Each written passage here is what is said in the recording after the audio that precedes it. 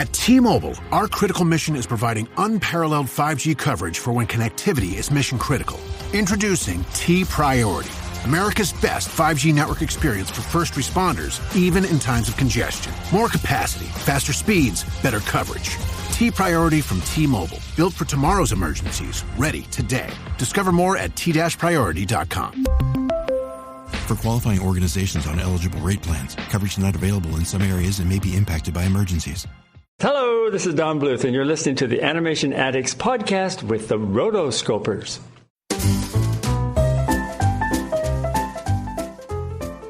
You're listening to the Animation Addicts podcast with the Rotoscopers, episode 155, Thumbelina, Cuchi Cuchi.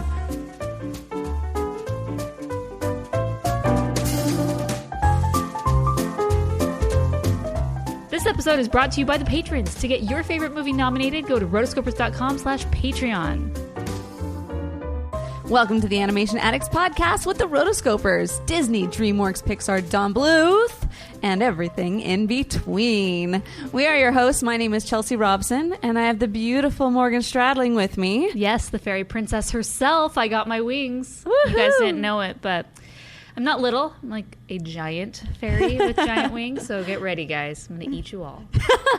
She's coming.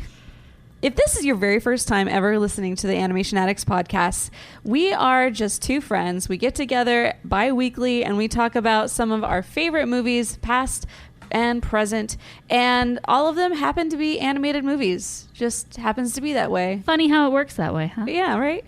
We're basically here for all of those people who grew up loving animated films, but never really knowing who to talk to about them because my friends don't like them, and they're yeah. And I still like them, and I never grew out of them. And so we are here for you. We are your support group. We are the Rotoscopers. And you're a Rotoscoper too, if you like animated films and you're over the age of 12. Welcome. This is the Animation Addicts podcast. We are here for you. So for our episode today, we are going to be talking about a Don Bluth favorite, maybe classic, cult classic, I don't know. We'll talk about it. Thumbelina, and that is brought to you by our patron who got to pick his movie to have us review on the show, which is Thumbelina, and that is Alex Pilgrim. Hey. If you want to learn how you can have your patron pick reviewed on the show, go to rotoscopers.com/Patreon. A big shout out goes to all the patrons because they really do keep this show running month to month. So thank you guys so much. And we also need to give another shout out to a new patron, Scott Coleman. Welcome to the Fairy Tribe. We are free and independent, we go everywhere, and we got Cuchi Cuchi all the way. We're gonna teach you how to samba and to ramba in la bamba, every number Thumbelina, say ole! Come on the road, my little castañet, come on the road. Famous you will get. I make you star. Get your small guitar. You'll be happy muchacha once I got ya on the run. One thing that Scott started many years ago is a little segment we like to call the Nerdy Couch Discussion. Basically what this is, just picture it with me. You're up into the night with some of your best friends and just some nerdy things come around and you just happen to just talk freely about these with no judgment. Yes, this is what we're talking about. This is called the Nerdy Couch. We don't have this segment every time we do a podcast, but every once in a while we like to throw it in when we have something funny and nerdy to talk about. And this time I was looking up Thumbelina on IMDb, and you know at the very bottom where it gives you like a list of like, you might also like these movies. Yeah. So it had like a group of 6, and then you push a button and it shows you 6 more.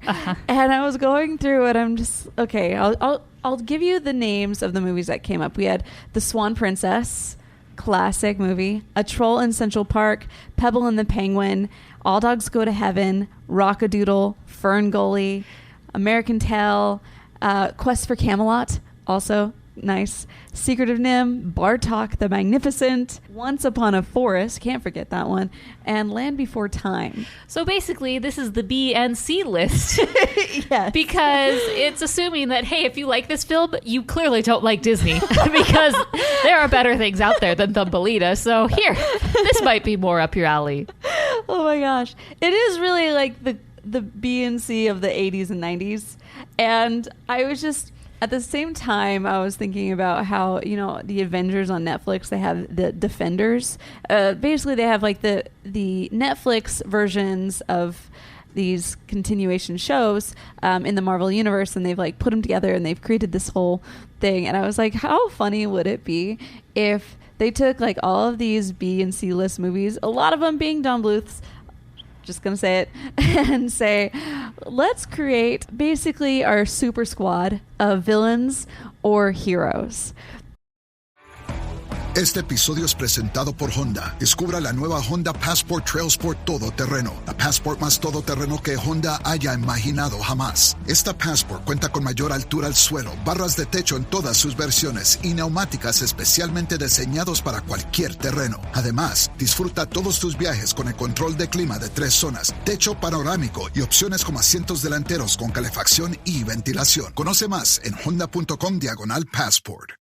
So my question on the Nerdy Couch today is, of these movies, I want to know your top 5 villains and top 5 heroes. If we're going to create a mashup here. Out of this particular list. So let's start with the heroes. Okay. We're going to have Cornelius. Yes. I will give you my thoughts on him later, but I thought he was quite a swashbuckling fairy prince. We're going to have, we got to have Odette. Yeah. I think she definitely. Well, Derek. This is only males? No, it's anybody. But I also think Derek is. It's my list. Okay, good. Top 5. Well, I want him. I want them both. Well, okay. Okay. So like I said, we're having Cornelius. Okay. We're going to have Odette and Derek because I like them both that much. I do like them both. Then we're gonna have Charlie from All Dogs Go to Heaven, and. Man, none of these other ones are really that great.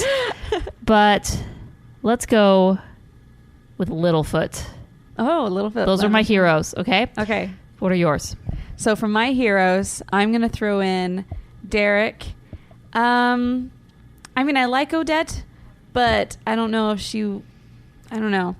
See, I didn't have very many females, which is typical. You always have that token female, but... Whatever. Well, I would say Thumbelina definitely did not make my list. Definitely did not. Did I say Bartok? I feel like he should have been on my list. Well, too. what's the girl's name from Quest for Camelot? Because she definitely makes it, I think. Oh, what is her name? Kaylee. Okay, so Kaylee from Quest for Camelot. She's the one that is going off and following her father's footsteps. Oh, yes. And she runs into her friend who's actually blind and is just as good as she is and awesome. But I still think Kaylee is my pick there. From Secret of Nim, I'm going to go with Mrs. Brisby because I think she's awesome. She's got the Heartstone. Yeah. So kind of like Captain Planet type thing. Got a nice... Indeed. And then... Krista. From Ferngully. Yeah, I think she would be good too.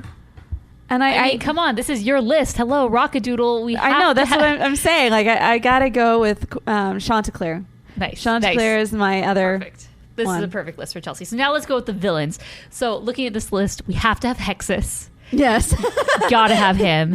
And since I didn't really put Bartok on my list, I'm gonna put him as a villain, but he's gonna be kind of this.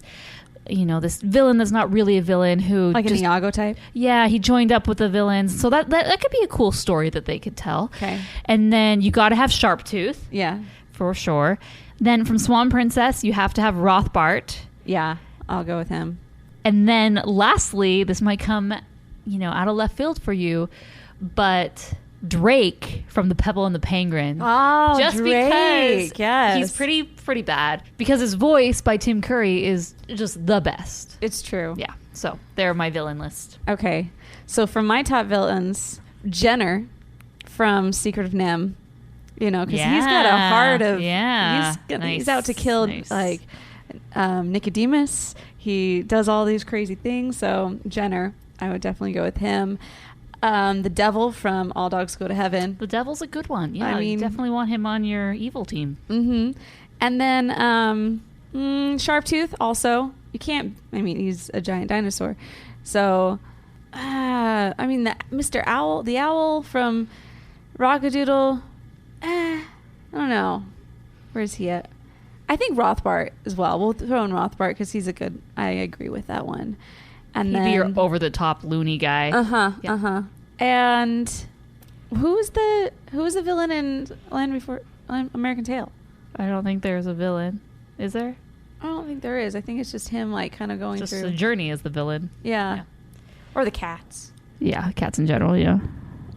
Yeah, so I'm actually going to go with my last one is all the cats from An American Tail. Whoa. All of them. Whoa, all the cats. Nice. Well, there you have it, guys. I actually like cats, but... In the show notes, it's rotoscopers.com/155. Let us know your supervillain team. We'll include a list of all of these films that were listed so that way you can know and pick from there because it's a very, very small list. So, yeah, this is definitely the B and C team.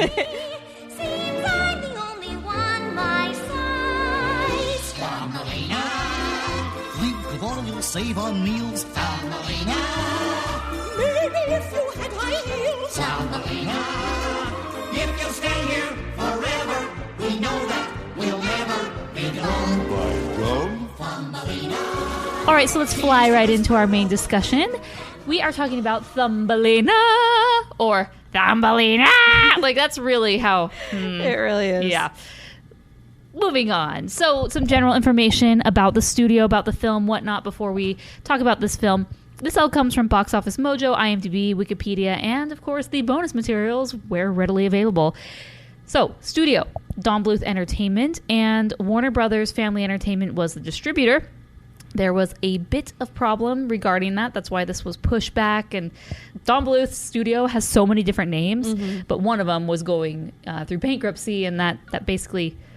scared the distributor, and eventually Warner Brothers picked him up and came in. But it was, like we were talking about, Don Bluth and Gary Goldman. Release date March 30th, 1994. This film really only took them about a year and a half to produce. They finished around May 1993, but due to distributor issues, it took a while to get back. It was supposed to be a Thanksgiving 1993 release, which would have put it against The Nightmare Before Christmas, which that was such a hit. So part of me thinks that potentially they missed a bullet, but then again, maybe not, because it only did $11.3 million in the box office, which was based off a budget of $28 million. Well, you know, it's like I look at it and it's like, oh, 28 million, that's like super low. That's good. But then you look at the box office and it's like 11.3 million, also very low for the time. That's bad. Yeah. This is an all domestic film, so it didn't have anybody to go worldwide. So that's one of the other reasons why it hasn't done so well. You look at some of the current films, like even, for example, the Emoji Movie, which has made not a lot in domestically, but it has come around and made quite a bit foreign. And so it makes up a huge chunk of that. And so that's one of the major reasons why it didn't do so well. Speaking of, it has done very, very well, or somewhat well, through the VHS and the home media distribution. I remember reading an interview with both of them, and they mentioned that it actually had sort of a cult status because of how well it's done. I mean, I feel like you knew somebody who had this on VHS. Yeah. I didn't, but I loved when I would go to someone's house and they did, because I feel like I had every single Disney movie known to man, but some of these more obscure ones, it was like, ooh, what is this? I want to watch that. And that's like Once Upon a Forest. That was one of the only movies my grandma had. So, yes. Unfortunately, on our list, our game above, that movie had no villains or no heroes picked. No, because it was all like people. Well, rodents and critters. Yes. Morgan said that this could have gone against Nightmare Before Christmas, but instead it did go against The Lion King, 1994. Came out later. Which came, The Page Master. Well, I'll give you the top 5 ranking of the year. So the highest grossing animated films of that year were The Lion King, and then had Pompoko from Studio Ghibli. Dragon Ball Z 10, Broly's Second Coming. Yes, sorry. Doraemon, Nobita's 3 Visionary Swordsman, which honestly I've never heard of. So just keep going. Just keep going. But number 5, I had to keep going because I had to get to number 5, The Page Master. Which barely did slightly better, only $2 million more or less. Yeah. So, I mean, hey, not so bad, Thumbelina. It's okay. It's okay, Thumbelina. It's okay. But I had to also remember that this was the year of the distribution of The Return of Jafar. Oh, so the game changer. This was a game changer for Disney in general. This episode is brought to you by Prime Video. In the small town of Holland, Michigan, nothing is ever what it seems. Behind the tulip festivals and pretty houses lay dark secrets that threaten to tear a marriage apart. Nicole Kidman stars in this darkly twisted thriller about a wife and mother whose quest to uncover her husband's secrets may get her more than she bargained for. Holland, streaming on Prime Video, March 27th. Well, also interesting that the same year, later this year, Troll in Central Park, which is another Bluth film. And during this time, they basically were putting, it came out in the same year, but they were done with this in 93 and then moved on very quickly to the animation side of Troll in Central Park, and then followed by Pebble and the Penguin. So they were kind of busting these somewhat cheap movies out. And I did listen to some interviews from Gary Goldman and Don Bluth about this, because I'm like, I want to hear what they say. And there really wasn't that much available, and so I had to kind of do the find search to see if they even mentioned the word Thumbelina. About 90% of the interviews, it doesn't even get mentioned at all. But I did listen to an interview by Channel Awesome, which is Doug. You may know him from his awesome movie reviews that he does on YouTube. And he got an interview with them before they were doing their Dragon's Lair Indiegogo campaign, and he kind of Don Bluth slightly mentioned, kind of the history, and he's like, and I had alluded to this previously I think in our Anastasia rewatch podcast that we did, saying how when it was just Secret of NIMH, it was just them, so they had full creative control, and that's why the movie was so good and different, and it was dark. And then when they had brought Steven Spielberg on, they mentioned that he was a great executive producer because he really only wanted approval, like he liked the concept, but he just wanted to approve like the script and the storyboards, but then he was totally hands off. But then as they started moving to these other distributors, there were significantly more cooks in the kitchen and people who didn't know how to cook and should not have been there. Yeah. And that is what this early 90s era is, I believe. Once Amblimation and Spielberg was kind of out, they which is very much seen in Thumbelina. And all these films, it's based on a really, really great script. You have to have a good, compelling story. Yeah. And I mean, this was based on the Hans Christian Andersen fairy tale, but you have to convert that to a script which is able to play for a modern audience and whatnot. And they said that the script writer left or something like that, and so he had 1 week, Don Bluth, 1 week to rewrite the script in order to hit deadlines and move things along. And he's like, I'm not a script writer. Yeah. And he, and I think that kind of indicates like what happened with this film is just, there were dates, there were deadlines, there were people with putting their fingers in all sorts of pies, and they would force them to dumb things down or make things simple, and they didn't like that because, one, if you look back at their older films, they didn't do that, and the films are so good as a result. And you look at films like this, and you're just like, when we were talking about it, like, oh, Thumbelina, like, just high level, when I think of, I gotta watch Thumbelina, it's internal groan, right? And then I watched it and I was actually somewhat surprised and happy, and we'll talk about that. But there were definitely things that were definitely groan worthy,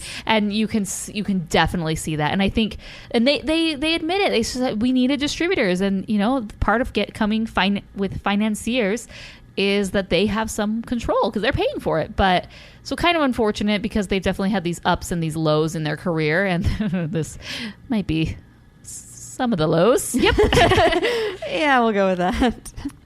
Well, this is definitely not one that you want to approach Don, say, hey, I want to interview about Thumbelina. He internally, I'm sure, says, no. Yeah, please, but it would be interesting. I feel like maybe since we live here where he lives, we should talk about, maybe just do like an interview sequence or series regarding each individual film and kind of get cool. Like the verbal history of it from him, and just, instead of like just like one question here and there. That'd be pretty cool if we could do a series like that. Kind of don't want to bother him currently. I know he's at the tail end of the pitch presentation, and that's kind of his main thing, but hey, we're here for you, Don. If you're listening, let's do this. We are, as everybody knows, we're big fans of Don. Yes, indeed. He's in our tagline. Exactly. So let's talk a little bit about the fairy tale. So like I said, this is based on Hans Christian Andersen fairy tale called Thumbelina, or Little Tiny, which is kind of what the translation is, and another translator had given her the name Thumbelina, but she's known as Tiny. And I actually read the fairy tale, and I'll include links in the show notes where you can find this. And it's very short. You can read it in about 10 to 15 minutes. And I was very surprised. I've never actually read this one before. and how the film is very faithful to the story.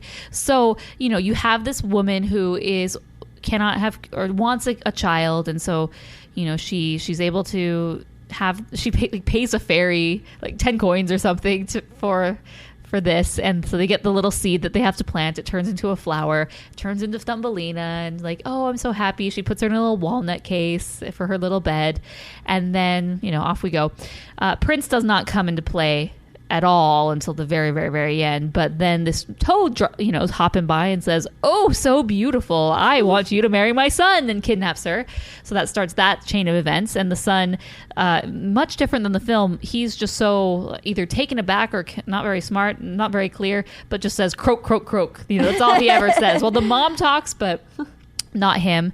So I can see that as like something that happened back in the day, and even today. Like you get some mothers out there who are like, I don't care who you are. Like, I want my son to marry you because I'm trying to be playing matchmaker here. So they start preparing kind of like the wedding, the bedchamber for this upcoming wedding as they're like making everything for it. So they stick her on this lily pad in the middle of nowhere where she can't swim and she can't escape. So she's super bummed. She ends up talking to some fish, and the fish feel bad for her. So they bite the bottom of the lily pad off, and then she's able to float down the river.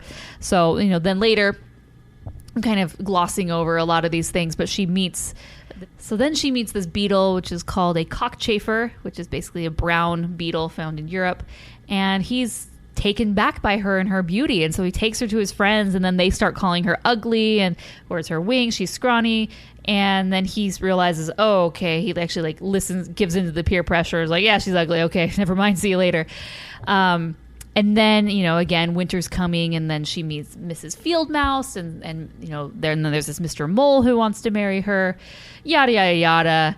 The very end, she's able to kind of escape, and she sees this flower, and it opens up, and it's like this crystal boy, you know, and she's young. It's very much younger as depicted. Maybe she's a maiden, but in the picture, she looks like she's 10. I'm like, interesting. Yeah. But again, with the times, maybe not so out of the ordinary. She's a young maiden, probably like a mid-teenager, right? And then he's the prince. And so they get married, and then one of the wedding gifts is someone gives her dragonfly wings, and they basically sew them onto her, and they live happily ever after. So so that is the story of Thumbelina, and it's very short. You should check it out. I'll include a link. But I'm very interested because initially I watched the movie and then I read the film. Like, I'm sitting here and I'm looking at these different pieces, and upon initial viewing, I'm sitting here thinking, what's with the toads? Can we cut that? What's with the beetle? Can we cut that? And looking back, I'm like, oh, well, you kind of can't. Right. I mean, I guess you could, because look what they've done with, you know, other films. For example, I look at Frozen, which is based on a Hans Christian Andersen film. And they totally changed that. They totally changed it up, and it's definitely for the better. Right. But I do appreciate that they did try to be faithful with, you know, their little Don Bluth dazzle. Right. To the film, or to the movie. I did appreciate that they tried to be faithful to the story, but just added their little Don Bluth dazzle. Some things work, some things don't work. Yeah. And I think they could have... The PC gave us computing power at home, the internet connected us, and mobile let us do it pretty much anywhere. Now generative AI lets us communicate with technology in our own language using our own senses. But figuring it all out when you're living through it is a totally different story. Welcome to Leading the Shift, a new podcast from Microsoft Azure. I'm your host, Susan Ettlinger. In each episode, leaders will share what they're learning to help you navigate all this change with confidence. Please join us. Listen and subscribe wherever you get your podcasts. Like, for example, the beetle, they could have kept him in there, maybe just changed, I don't know, maybe it was just Gilbert Gottfried that it, like, bothered me in his role. I don't know. But it was... like, there were different parts of the characters that I'm like, who are these guys? It's just like, you like go through and you're like, oh my gosh, I'm not a fan of any of these. As I was reading up, there was a quote that, you know, it did not, this story was not well received. And the Danish critic said, the informal chatty style of, well, this wasn't a quote, but it said the informal, chatty style of the tales and their lack of morals were considered to be inappropriate in children's literature. Which I've like, you look at children's stories now and you're like, is there really a moral? Some are just like fluff, like ultimate fluff. And I loved that one fairy tale researcher, Peter actually these fairy tale researchers, Iona and Peter Opie, they basically said, because a lot of people said this doesn't have a moral. Like, there's nothing really to be learned. But it says people are happiest with their own kind. Which, thoughts? Okay. All right. Well, I mean, you can look at that in a lot of different ways. Like, most people would look at that and think race. Yeah. One thing, but that's not how I see it. I see it like, okay, I'm looking for people that I feel comfortable with, that make me feel good, that I feel like I'm on par, if not like equal to. Yeah, people are looking for a home. People are looking for a family. Even if they have those, they want a place to belong. And it's just like this podcast, the Rotoscopers or the Animation Addicts podcast. People come and they're drawn to this podcast or other podcasts on a variety of things because it's people like them with interests like them. Right. Same thing with religion. A lot of people hang out and socialize with people of their own religion because you have the same beliefs, you have common ground, and it just kind of puts you at ease. And like I'm saying, this is a variety of things. Not saying that you should only be with people. You definitely learn a lot of things by branching out. I always say that in high school, I was part of the honors kids. And so, I hung out with all the honors kids. So that was our like binding. But actually, if you looked at all of us, there was one kid from Germany. There's one kid from... 2 from the Philippines, 1 from Japan, 1 from India, 1 of Italian descent, a few American kids. And it was just kind of this Chinese, 1 from China. And it was just kind of like friends from around the world. And it was so fun. And so there definitely are both sides of it. So, and with Thumbelina, she was never happy. First off, she was plucked from her home, which we'll talk about a little later, but basically plucked from somewhere where she wasn't necessarily the same as her mother. She was small, and in the story it says that she's about half the size of a thumb. Very small. And so, she's kind of had these she's part of a family but not really, and then she definitely gets thrown into people who are her same size more or less but totally different. And eventually she finds, which goes to show that it's like just your outward appearance does not necessarily mean you're going to get along with him. Yeah, and eventually she finds the prince who crowns her his princess, and off you go. So let's talk about Thumbelina. You mentioned the voice of the beetle, which is Gilbert Gottfried, but the voice of Thumbelina is Jody Benson, who most notably is the voice of Ariel from The Little Mermaid. And I did not love her in this role. I think she felt completely unnecessary, other than the fact that they really needed someone who could sing, because she is like, they're always like, sing Thumbelina.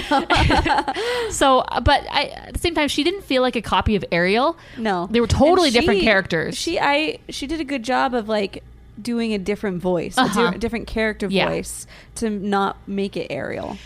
But at the same time, I could feel that it was her, and I just didn't really connect with Thumbelina, and really would have wished they would have had somebody else, like someone else from Broadway, or, because I didn't love Jody Benson in this role. Yeah. Not to say you don't love Jody Benson. I love Jody Benson. We love Jody Benson. She is a legend, a princess. She is a Disney legend. I believe that most of the voice cast on here was cast mostly just so people could get mostly so they could get distribution. Yeah, exactly. It's like, we got to take what Disney had. So they took like these people who had been really successful in Disney films, and like, let's bring them in ours. I'm like, you should have just saved your money and put that back in the animation rather than paying for these up and coming names in animation. Right. And I understand why, just because of that. Like, distribution, they have lots of things that they look at to see, okay, do I think that I'm going to get my money back on this? So the voice of Ariel must be good. Must be good. So I really like her design. I do like her design. I just always really liked Don Bluth's girls. Bluth's girls, and just designs in general. I feel like they're kind of the rounder shapes, but like they got bigger cheekbones and that hair. She had some great hair. Although a con, which is the name of the podcast, but there's a lot of rotoscoping going on for the whole film, and that's one way that they were able to definitely cut corners and keep it under that budget, as they do the live action and they use that as reference, or straight up just, I felt like sometimes it was straight up just copying, straight rotoscoping, but that's, again, with a low budget, you do what you got to do and you make it work.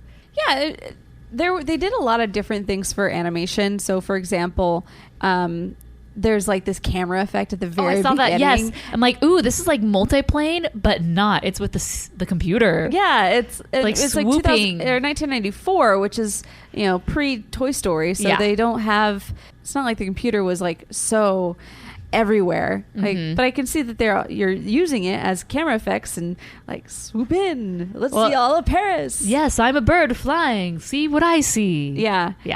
And then also they have different angles that they use a lot. So, for example, there was one moment where I feel like the mom like turns her head and they'll have like an upward shot of her. And I'm like, I feel like I've seen that a lot in Don Bluth films. Like they have that type look. And then, but even with all of that thing, but even with all of the similarities, I still really like Don Bluth's style. Yeah, indeed. But Thumbelina, I think she's an interesting character because she's very innocent and naive. And as a result, she really gets pushed around and taken advantage of because she's just kind of grown up in this bubble. And I think it's kind of interesting that they give her this hard walnut shell bed and she comes from a flower bud. And that's kind of a symbol of the protective bubble that she's been in her entire life. So when she's pulled out of that, she really doesn't behave very smartly, right? And she is young at the same time. So she does get a tougher skin at the end, where she's like, I will not marry the mole, or what's the point, Giacomo? She really kind of gets a little bit downtrodden. But for the most part, she's very much a gullible little maiden. Doesn't have a lot of grit. No, which, people might say, oh, that's a horrible female character. But she's a product of her circumstance. And sometimes there are people that are like that, and this is telling the story of someone like that. Again, there's also the ability, or there's also, I think what people like to do is to take the, like, where society is today culturally and kind of push that on the past. Yeah. But again, this is a film from 25 years ago based on a fairy tale from 200 years ago. Right. Things were totally different. So, I'm taking this movie for what it is, and it's just she's a character who's a product of her circumstance. Just by her nature, she's very naive and gullible, and let's see what happens. And it's really sad because she really gets passed around and just as a doll to be married off with whoever. She doesn't have control until the very end, which is really sad because it's just that others see her as a woman and say, I can do whatever I want with you. Yeah. You're beautiful. I'm going to kidnap you and you're going to marry my son. And there's no, okay, you can have a say in this. Right. So let's talk and maybe let's go on a date. It's like, nope, this is what it is. And I mean, it does show you a lot as far as what happens when you don't have that spine. If you don't have a spine, then people will take advantage of you, and they will try and fill in your life. Like if you come across as the nice person more than the person who knows what they're doing and has a plan and is going about their own way, people will almost always try and put their plan on you. And that's exactly what's happening with her. And so it's a good thing to see, this is what happens. Don't be like that. There's definitely, and this kind of bothers me is that she gets kidnapped. She's like, no, Cornelius, I want to marry Cornelius. I need to get back home. And she's really determined on that.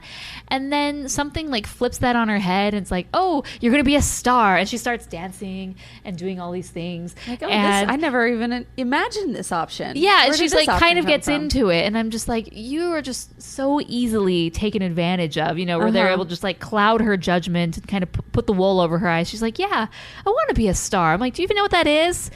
Am I a star? Yeah. Do they like me? Yes, exactly. And, she kind of is like this whiplash where she's like that, where she's really gullible to whatever anyone's telling her. Then on the other side, she comes back around. It's like, no, Cornelius, I got to find you. I need to go home. And then she's back and on stage with the Beatle. It's kind of jarring. Yeah. She's just all over the place. Yeah, and you can see that that's what's happening to her. She's just kind of going along with it, I guess so. But that's a coping mechanism at the same time. It is. And that's like a strategy survival mechanism. Yeah. But I love, speaking of marriage, wow, she just jumps right in with the prince. The prince just appears, a quick song and dance, and we'll be married in the morning. Oh my gosh. And he's always going in for that kiss. I know, he is a player. He's like, hey, He met her how many minutes ago, and already he's like, let's do this, Hey, baby. we're into the chorus, honey. That's how fast these things go. Yes. So let's talk about Prince Cornelius.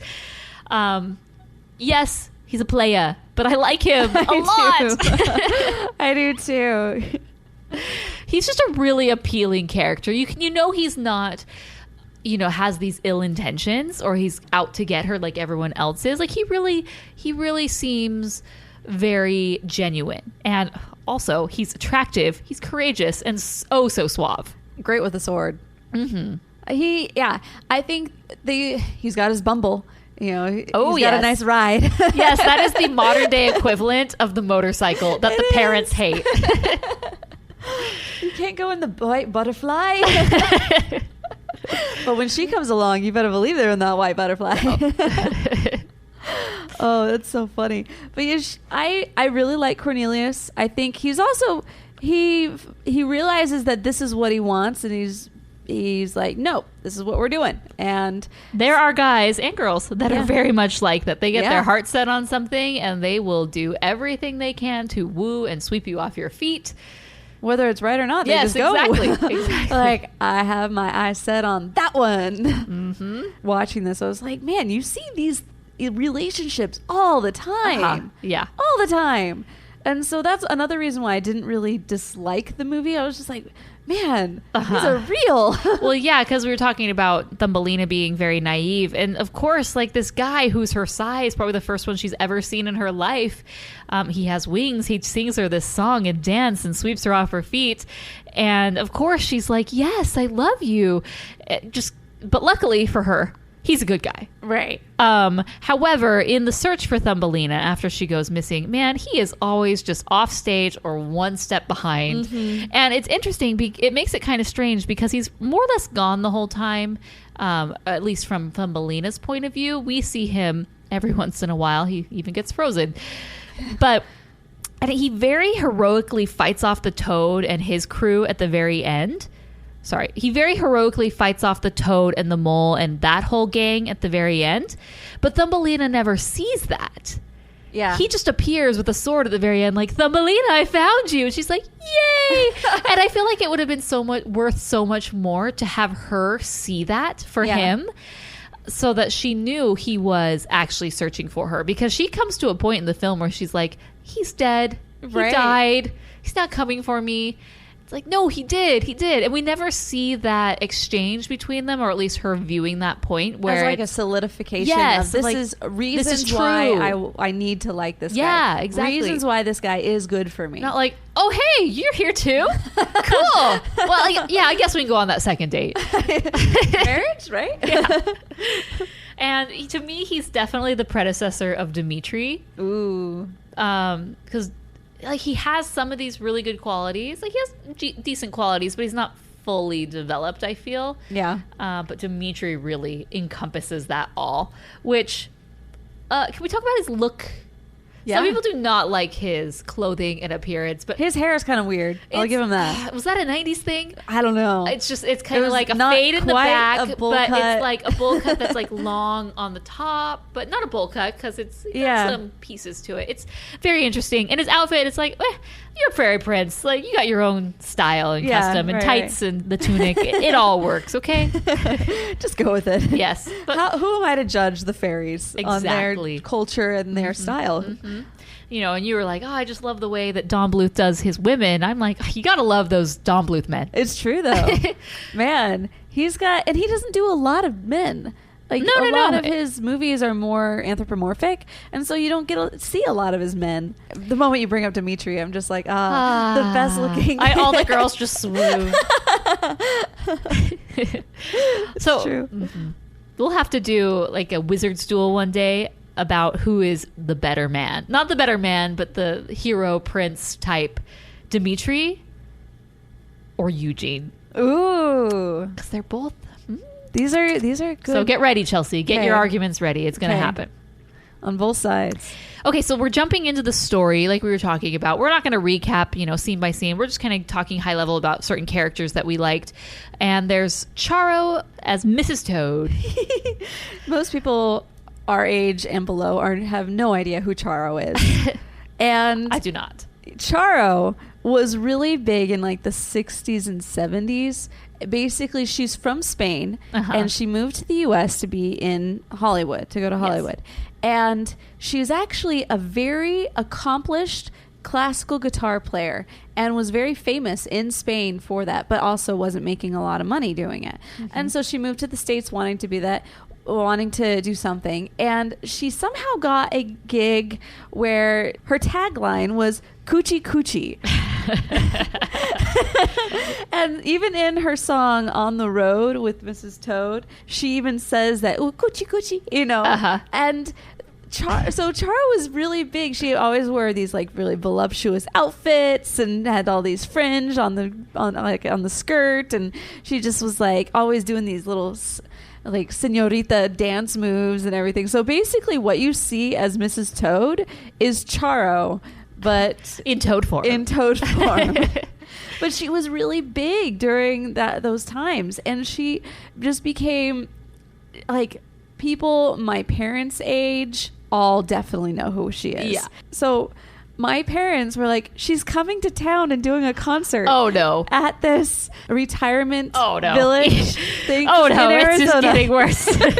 In Arizona, and so we have a lot of winter visitors. So it's great weather during the winter time. People want to get away from the snow. They come here. So there's lots of these places where they just have retirees go and hang out and do their thing for however they want to do and make friends. And there's this one where it's one of the really big ones in the area, and she was doing a concert at this location, and so my parents are like, we're going. I'm like, what? I'm going too? I don't even know who this woman is. And so we go, and I watch the show, and she has this whole section where it has like different parts of her on TV and everything, and then like a montage, and she does her little Cuchi Cuchi thing, but then she also has a segment where she plays her classical guitar. Granted, she only does like 1 or 2 songs of her classical guitar, and most of it is like in the Cuchi Cuchi form, because most people know her for that. But she mentioned, she's like, you know what, I was living in poor circumstances in Spain, and I moved to the US to do something better, and I thought, you know what, if Cuchi Cuchi gets me there, I am not above that. And that's what she did. So that is good for her. That is good for her, yeah. But it's just so funny because hardly anybody knows who Charo is. And I was actually, when I was in Nashville, I was talking to a friend of mine, and this episode is brought to you by Progressive Insurance. Do you ever find yourself playing the budgeting game? Well, with the Name Your Price tool from Progressive, you can find options that fit your budget and potentially lower your bills. Try it at Progressive.com. Progressive Casualty Insurance Company and Affiliates. Price and coverage match limited by state law. Not available in all states. He also enjoys animated movies as well, and he's like, oh look, it's Thumbelina, remember, it's got Charo in there. And I'm like, I went to her concert, and he's like, what the heck? He's like my age, you know. And so he's just like, what, how do you go to her concert? Oh, I've been to a lot of concerts of the same of you're losing your youth points, Chelsea. It was just really funny though. So yes, Charo. I think she is the worst part of this film. So the film, they talk about it, this is France and whatnot, and so it's definitely set in France. And so I think to kind of differentiate, and again, there's no interviews talking about this, but I think to make the Toads a little different, they made them Spaniards, you know, because they all have the Spanish accent and they're a little different than, hey, let's hire Charo, you know, to be the lead. So I say this a lot recently, and it's like, oh, tonally, it's all over the place. You got serious moments, and then you got like these crazy things for the kids or just whatnot. And I feel like if the movie was good, I would never bring that up. So it's more of results-oriented thinking. Yeah. You know, like, okay, I'm gonna criticize this because it's bad, and just because the results are bad. But does that make any sense? Anyways, yeah, no. But if it was a good movie, I would never bring it up. Right. But it's not a good movie. You're trying to find the reasons why maybe it wasn't a good movie. It's the Toads, the Beetle, and kind of the Mole. The Mole's like a little more serious, but it's just so different and over the top and weird that it doesn't really match the fairy Thumbelina elements from the beginning, which are kind of like very romantic and whimsical and fun. And I kind of said this with Anastasia in our Roto rewatch that we recently had done, that instead of going kooky and crazy with Rasputin, they should have just made him scary, terrifying, and evil. And I don't know. I feel that just because, yes, you need to have her steal the sun because that's part of the story, but like, I don't know, make it scary, or just why do we have to goof it up with this song and the Cuchi Cuchi? Like, well, because I'm over it. The book itself is only 15 minutes long to read, so you gotta throw in something. So they were like, okay, who's a Spaniard we could get? And of Don Bluth's era, he knows Charo. So he gets Charo. It just doesn't work for me. It doesn't. I don't think it works either. I think the song itself is kind of a little too fast. Like, you don't really... It's just a different type of song. And the same thing with the Beatle. It's more of this, like... It's just a lot going on. Big band sort of. Yeah, when I think of this song, I don't think of a song that I can sing. And I think of this song as like there's so much going on and just kind of a cluster of things happening. And as a kid, you don't really... Like, there's not a specific... line of approach that they took with it, and I think that was one of the main reasons. But in Aladdin, they have these big numbers that are totally different, but I think they're maybe because it's a genie that's typically doing those. Friend Like Me, Prince Ali, they don't necessarily have to be grounded in reality, but again, those songs just work because they're moving the plot along. This song, a lot of the songs in here don't really move the plot along. This one I don't think does. It's just like, sing a song. Yeah. It's because we're singers and that's what we do. We're going to make you a star. Okay. Anyway, let's move on. I don't want to talk about these guys. Okay. And, so we have Grundle, who's the son, and I just think he's stupid. Yeah. Sorry. And he keeps coming back. Yeah. He's one of the main pushers of the story of like, I gotta find her. He brings in the beetle again. I'm like, please get rid of the beetle. And in the original, it's like once she moves on, she basically moves on, and but I guess they needed to tie these. Hey, they're spending money on these people. They need to tie them together. Right. Because eventually when he's working with the beetle, it really doesn't make sense why they're working together. Like, he's kind of blackmailing because he has his wings, but it's just like, I don't know. There could have been a different way. But then all of her suitors, more or less, do end up in the same place at the end. Which, bringing them all back. Yeah. All right. So let's talk about the Beatle. Gilbert Gottfried. I don't really like it. No. I don't. I think his voice does great as Iago, and he does a good job in a lot of things that he does, but I just don't feel like this one he did a good job. He has such a very specific voice that I feel you can't overuse it. Yeah. And having him just have been in Aladdin and be a really big part of Aladdin, or at least very recognizable from Aladdin, I'm okay with having a character that's really over the top and crazy, but I just didn't love him in this. I just didn't like the character either. And every time that they brought the Beatle back into the story, my I like this movie points just dropped. Like, there were several times, as you're going through, the pacing of this movie I felt was pretty even in a lot of the points. So at the very beginning, I felt like you did really well with the Follow Your Heart song. With Giacomo. Giacomo. And Giacomo is, the sparrow, the bird, is in the original. Because there's that part where she meets him and they have interactions, but then later he's the dead bird in the cave, or basically in the mole's hole. So I like that they brought him back, and I like Giacomo. Yeah, so do I. I like his voice too. He's I like it. But there's certain parts where I just felt like, okay, I feel like I'm getting back into it. But then the part where everyone's like telling her that she's ugly, like that part just kind of rubbed me really wrong. It really does, but that's part of the book, which is crazy. Of the book. Yeah, and I don't like that is what it is, but it's like it's really jarring. It really is, and you're just like, I don't like this at all. And anytime that you come back into the story, it just makes me not want to be watching you. Yeah, and that's really how my level of this movie went. Is like anytime he was in there, it was like, no, going down, and then he leaves a little bit, bringing the prince. Bring it back up, bringing it back in. Oh yeah, you're good. So, yeah, there's these other characters like Mr. Mole, Mrs. Fieldmouse. I don't really want to drone on about them, but let's talk about the king and queen of the fairies, King Colbert and Queen Tabitha. And the whole time I kept hearing her voice. I'm like, I know who that is. Who is that? Mm-hmm. And then looking at this list, I saw June Foray, who is an animation legend. She's voiced so many things. I'm like, yes, that's who she is. Which I'm very, very sad she recently died. I know. But they're doing like a whole like special on her life and everything that she's done, because she was like Morgan said, an animation legend. She's like in so much. Yeah. So much. And then Kenneth Mars, who played the king, was also King Triton. So it was like, you're really trying to pull that whole Ariel thing in here. Yeah. Again, really it's like the Little Mermaid.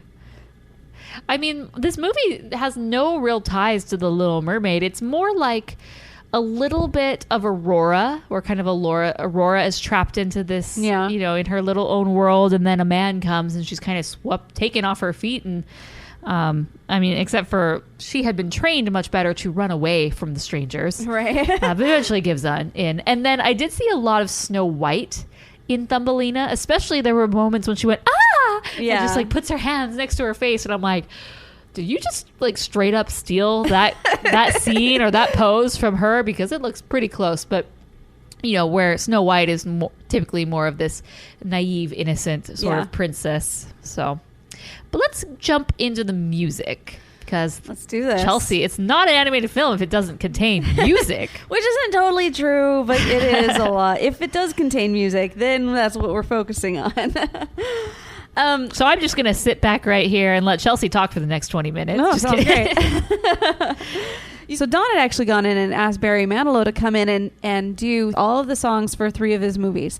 Thumbelina was the first, followed by Pebble and the Penguin, and then the third ended up being canceled. So this film soundtrack was released for a limited time, but is now out of print. And I was just like, oh, dang it. Why can't they put that on? Well, the old YouTube. Put it on Spotify. But, you have Mary the Mole, which... Ooh, won a Razzie for worst original song. I would put my vote on that too. I mean, Mary the Mole. I felt very depressed during that song. It's like, Dawn, how did we get here? How did we get here?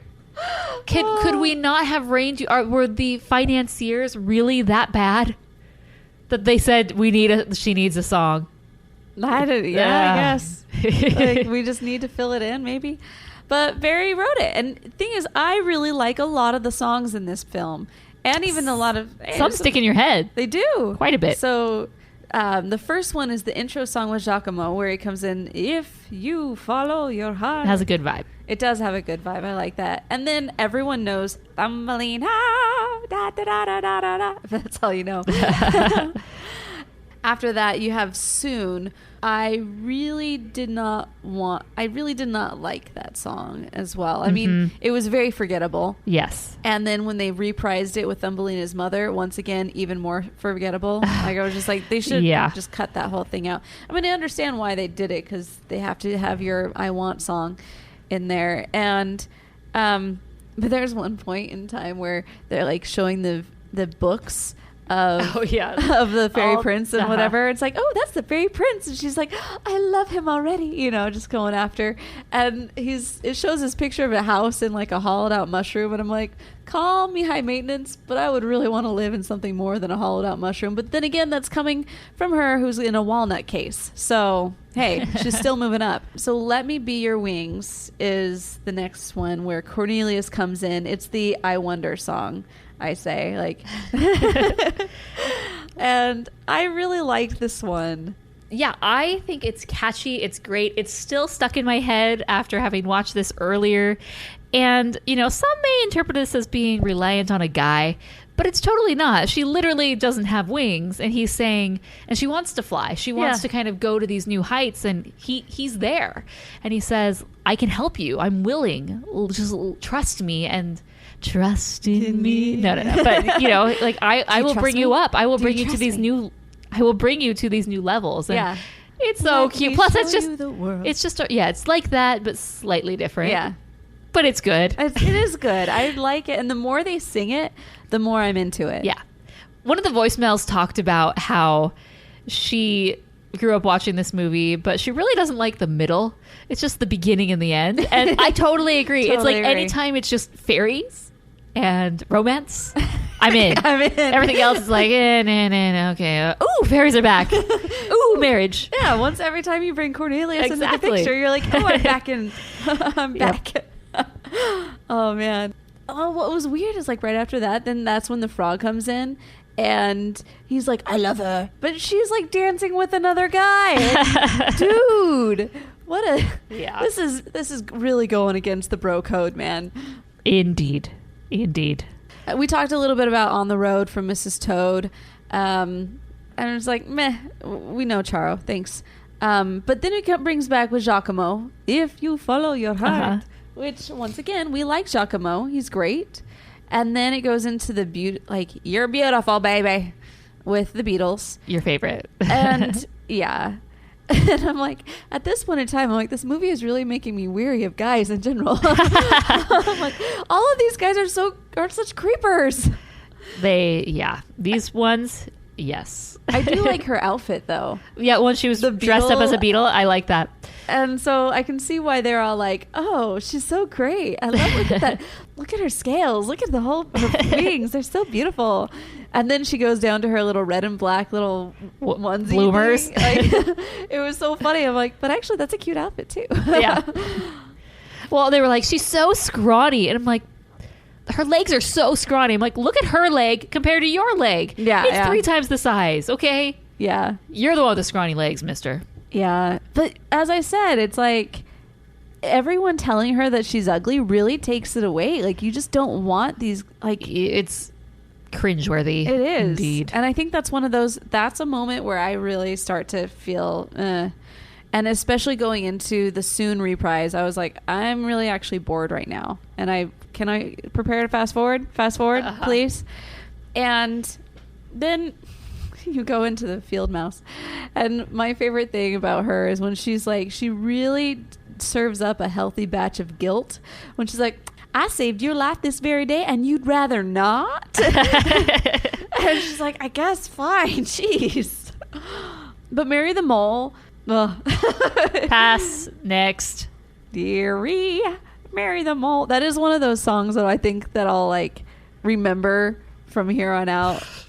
Just when you're thinking about settling for anything in life, it's like you just think of this song. It's true. It really is a song about settling and just ignore it. You know, you don't need love. Just you don't need. It's a great match. He has money. Right. He has it all, but he really doesn't. Yeah. So anyway, I actually do like the song in that way, just because it's like I think she does a funny way of singing it. Yeah. And it's also the whole idea of like, wow, I really need to like sing this anytime I see anybody else being like, I guess, no, it's fine. I'm being practical. Yeah. Like, go ahead and marry the mole. Go ahead. Yeah. Come on. Dream big. But at that time, when she's about to marry the mole, she hears his voice, Cornelius, and you're like, oh, wait, I'm back. I'm coming back. I love this part. This is the best movie ever.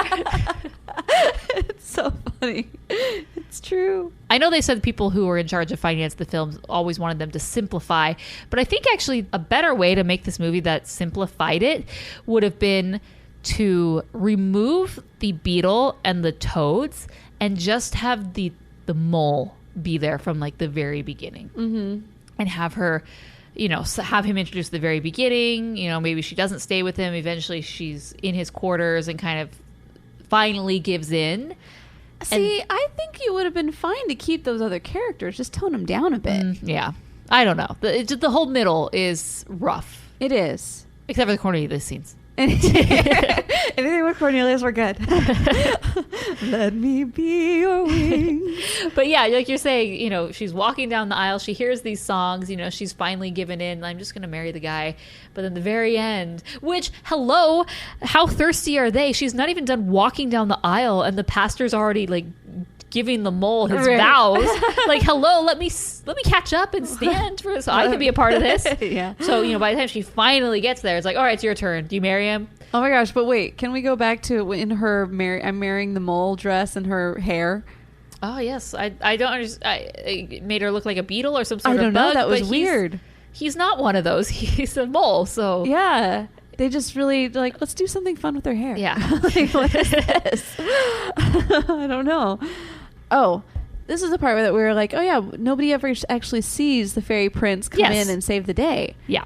And she just doesn't even know that he's alive even right now. Yeah. And yet she's still going There was a big opportunity for her to see him and really have that realization and then see him save the day and fight for her against all these other people who had really taken advantage of her. Yeah. And I think at the very beginning, I was not a fan of Cornelius just because I felt like he just came on really strong, really fast. Like, hey, honey, we're into the third course. Like, let's finish this up. And I was just like, I'm not a fan of that. Why are you... Stop being so forceful like that. And then... But you see him throughout the whole film really gain the audience's trust. And so you like him still, even though you don't understand why she's still, like, why she was all gung-ho for him. Other than he's good looking and nicer than everybody else, you know, and it's the original dream. First guy to come around ever. Yeah, right. And so you see that, but as the audience, you see him actually really fight, really, as you said, swashbuckling, throws a sword around, and you do come to really appreciate him and really like Cornelius. Like, you're like, yeah, I'm totally going for this guy. So Giacomo, Thumbelina, Cornelius, Let Me Be Your Wings, reprise. We finished with that. And then the R&B version of Barry Manilow and Deborah Bird. Which I never heard because as soon as this was over, I exited out of my browser and I was done with that rental. Which I need to, because we were talking about in our Hunchback episode, someone mentioned that, oh, you forgot talking about like the worst song, which I was like, oh yeah, they said it was the worst song, but I actually like that song. Someday when I am older. I like that song a lot, but we didn't get to talk about it. Anyway. So before we rate it, let's go in and we asked Roto Nation, which are members of our patron-only Facebook group, we asked them a question. How does Cornelius stack up to other animated leading men? Here are the responses. Jack Song says, like me, needs a fashion advisor. Aww. Chloe Weston Haver says, the hair and the tights are questionable, laughing emoji. It's been so long since I've seen this, so I had to watch a clip to remind myself. He's rather forward in the beginning, barging in, cutting up her book, and immediately trying to kiss her. Yes, I noticed that too. I'm like, oh, no respect for property. Right. It made a great... He is the prince. It did make a great little entrance, but yeah. It's like, oh, hello there. Man, most people are not liking his outfit. Jennifer says, I think he comes up a little short. Rachel Wagner says, he actually has a character arc in the film. He just has to make some choices and isn't there for the girl. Exactly, that's what I'm saying. Like, he's never around. And Alex Pilgrim says, his hair may be awful, but he gets points for trying. I mean, doesn't that sum this movie up? It really does. It looks kind of awful. It's not the fanciest animation, but it's not bad. But they do get points for trying. Right. I do give them that. As far as rating it for me, I actually don't hate this film. And as you mentioned earlier, the idea of going back and watching this, because one time you and I tried to watch this back in like 2006. Uh-huh. And we were because I felt like there was one scene or something that like had it like totally resurfaced itself. I don't know. Chelsea had this belief that they just reused a whole section of animation during the Let Me Be Your Wings. I thought they did. I don't think we ever found it. We didn't, and that was the thing. So that's why I wanted to watch it. For whatever reason, there was one movie out there. There's some movie out there. I believe it. That totally just redoes the whole thing. Like, what the heck? My brother and I were always like, no, it totally just redid it. But anyway, so I made Morgan watch this back in 2006. I was like, we're gonna find this, I swear, and it didn't. But I just remember both of us being so bored through the middle and just not really liking it. Uh-huh. And so that memory came, and I was like, I'm not really looking forward to watching this movie again. But I actually didn't hate it like I thought I would. Yes, I had very low expectations, and I also don't believe that this was a perfect film by any means, but it was definitely adequate. And I feel like getting rid of the beetle, or at least lowering him down, would help it. All in all, I would give it 3 stars. Likewise, I'm going to give it 3 stars. 2.5 for me is just really... I can't really have too many positive feelings about this film, but I feel like the beginning and the end and the character of Thumbelina and Cornelius really do it for me. And I like Thumbelina for what she is and the type of woman that she is, and I really like Cornelius for as forward. He's like the complete opposite of her, right? And they totally work together, and he's apparently not interested in any of the other matches that the parents have for him. So hey, that very fortuitously worked out for both of them. He's a good little guy that tries to save the day. Animation is really not the best. Just looking at it, I felt that we were kind of off model at times. It felt very rotoscoped at times, but some songs are good, some are bad. Some characters are good, some are bad. Some animation is good, some are bad. So there we go. I'm going to give it just a good solid 3 stars to tip it more on the positive than the negative side. Looking at Rotten Tomatoes, there have only been 8 critics who have given it any type of a review, and 6 have given it rotten, 2 have given it fresh, which gives it about a 25% rating. But you look at how the audience scores it in over almost 60,000 user ratings, and they're putting it up just about where we put it, about 67%. So that's around about 60, Yeah, we're about 60%. They're about a 70-ish. So slightly like it more than us, but it's in the ballpark. If I had to rewatch this again, I wouldn't be as opposed to it. Let's just put it that way. Yeah. I might just skip the middle section. Just make sure I just need more fairy princes in my life. Just say, okay, this is my bathroom break part. Yeah. All right, I'll be back. Okay, we did mention a bit of the voicemails. Let's go in and actually listen to them. Hi, Rotoscopers. This is Bethany, and this is my first time calling in. I love your guys' podcast, and I had to call in when you said you were doing Thumbelina. That was one of the few movies that I owned growing up as a kid that wasn't a Disney movie. I believe my aunt got it for me for Christmas or something. All the songs in that movie are totally still in my head, and I'm 31 years old. But I always remember really liking the beginning and really liking the end and having to really focus and really try to get through the middle. It's not a great movie. The songs are really fun, and my brother and I used to always sing, Thumbelina, she's a funny little squirt, all the time. Super annoying, but yeah, that's the memory I have with this movie. Probably more of a 2.5 to 3 stars, but hey, she had an awesome ponytail, so what could you say? Bye. Good day to you, Rotoscopers. This is Danny here, and while I normally tend to speak positively about the films you discuss, today will be my very first truly negative one. I mean, no disrespect towards Don Bluth, but I hated Thumbelina. When I think of a really bad and annoying and an overly sugary animated movie, this is one that comes to mind. I despise that main character of Thumbelina on so many levels. One critic I heard once described her as a feminist's worst nightmare, and I fully agree with that statement. Not only that, I hate how dense Jacquimo the Swallow is for never considering to give Thumbelina a ride on his back and take her back home. At least in the original fairy tale, she doesn't meet the swallow until the last third of the story.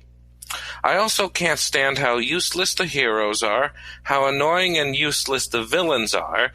I don't care for the songs, and I really can't stand the annoyingly bouncy, cute, and ultimately shallow, romantic tone this film has. Here's hoping you never have to revisit this film, and I would recommend watching something great like Shrek instead. Hi, Rotoscopers. It's Rachel, and I saw that you're going to be reviewing Thumbelina, and I thought I would call in a positive review because you probably won't have many.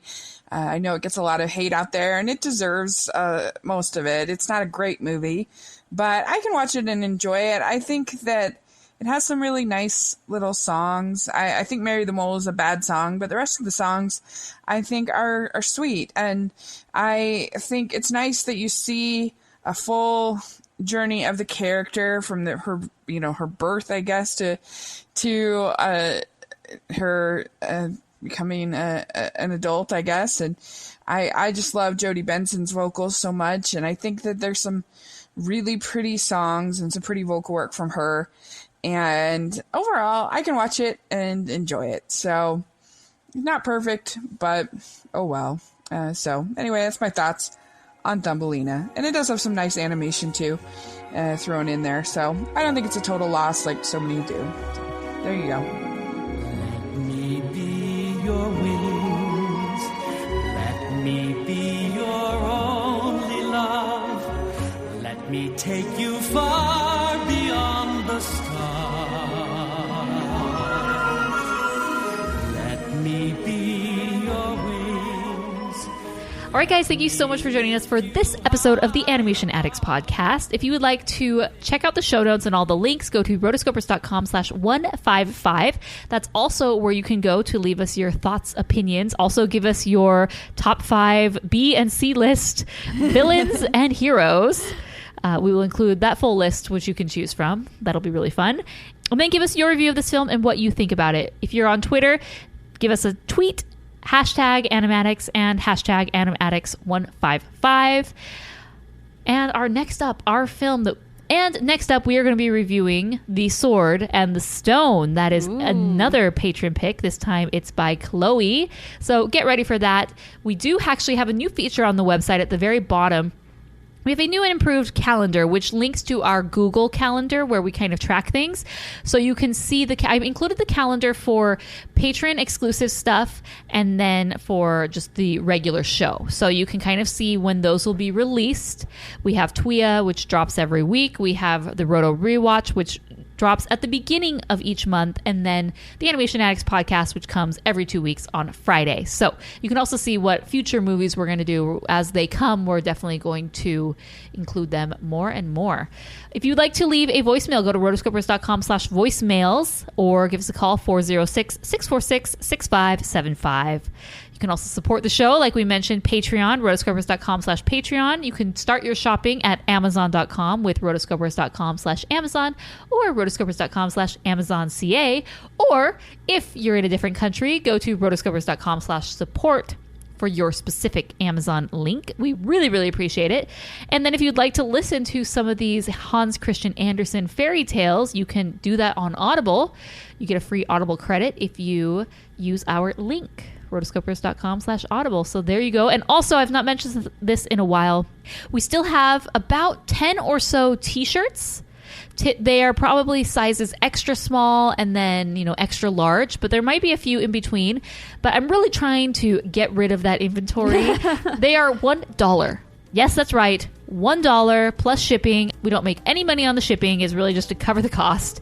But thank you guys so much who have purchased the shirts. But once these are gone, they are gone for good. So if you've always wanted one, definitely pick one up. Awesome. Make sure to follow us on our individual locations. You can go to Morgan Stradling on Twitter, Instagram, and all other social media outlets. We also have Chelsea Robson on Twitter, website, Instagram, and all things else as well. Once again, thank you so much for joining us. Until next time, we are the Rotoscopers. So there we go. We're wrapping this up. We're putting tulip flowers over it, and it's going to wither. Wither and die? What?